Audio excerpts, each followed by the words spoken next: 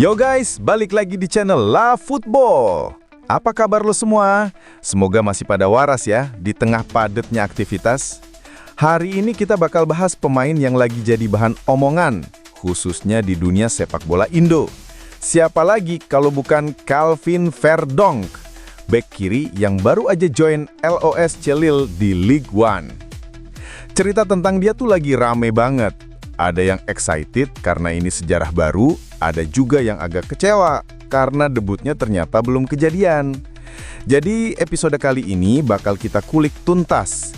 Gimana proses dia ke Lille, apa kata dia di konferensi pers, terus apa yang sebenarnya terjadi waktu match lawan Toulouse, sampai ekspektasi kita buat kedepannya. Let's go bro!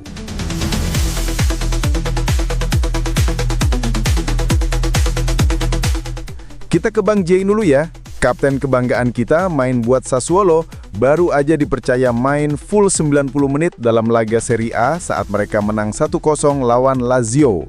Dia main dari awal sampai peluit akhir, plus kontribusi defensif mantap seperti sapuan, blok, dan recovery sepanjang laga. Wih, mantap!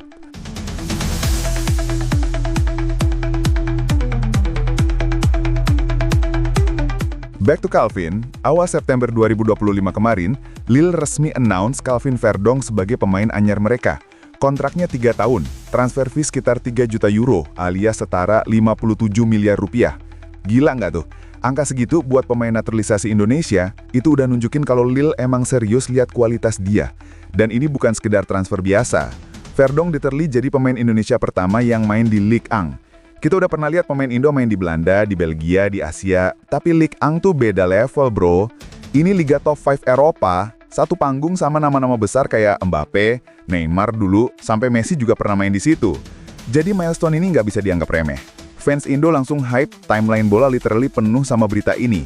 Banyak yang bangga karena ini step besar buat representasi Indonesia di kancah Eropa. Pas konferensi pers perkenalan, Verdonk sempat dapat banyak pertanyaan dari wartawan Prancis. Dan jawaban dia tuh bikin mereka lumayan shock. Dia bilang, di Indonesia sepak bola itu kayak agama. Lu bayangin aja, stadion di Indo bisa penuh 3 jam sebelum kick-off. Hotel tempat pemain nginep dijaga ketat karena fansnya bisa ramai banget di luar. Itu tuh kayak sesuatu yang jarang ditemuin di Eropa. Wartawan langsung kayak, wow, ini culture gila juga ya. Karena buat mereka, bola emang penting, tapi jarang sampai segitunya. Dan buat kita, itu jadi momen validasi. Pemain Indo akhirnya punya panggung buat cerita langsung ke dunia betapa gilanya kultur supporter di sini. Proud moment sih bro.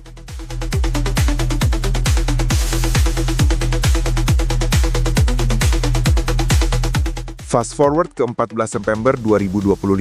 Match keempat Ligue 1, Lille ketemu Toulouse. Semua fans Indo literally begadang. Siap-siap nontonin momen sejarah. Debut pertama Verdonk di Ligue 1. Dia udah masuk skuad, duduk manis di bench, timeline X rame banget. Semua orang udah bikin postingan. Debut day, come on Verdonk, segala macam.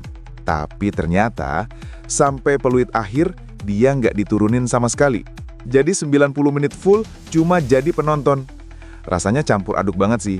Ada kecewa, jelas, karena kita semua udah nungguin. Tapi ada juga momen unik yang bikin cerita ini tetap memorable.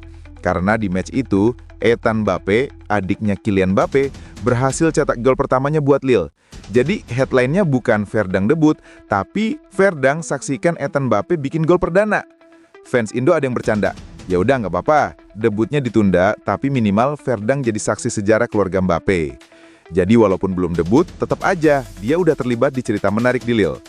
Now, the real question, kapan Verdonk bakal benar-benar debut di Ligue 1? Kalau gua pribadi, ini cuma soal timing. Coach pasti punya plan, apalagi dia pemain baru. Kadang adaptasi di klub top tuh nggak langsung instan.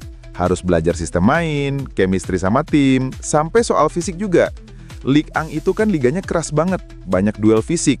Jadi mungkin pelatih mau kasih dia waktu biar benar-benar ready. Tapi kita tahu, kualitas Verdonk tuh jelas ada.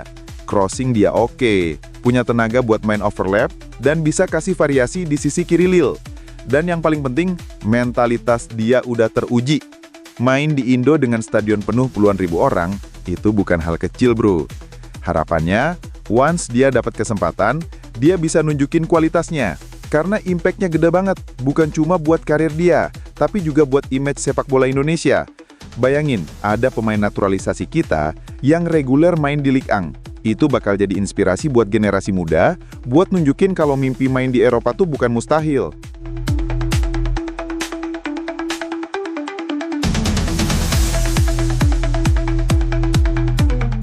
Alright guys, jadi itu tadi cerita tentang Kelvin Verdong, transfer ke Lille yang bikin sejarah, konferensi pers yang heboh, drama nggak jadi debut lawan Toulouse, sampai ekspektasi kita ke depannya.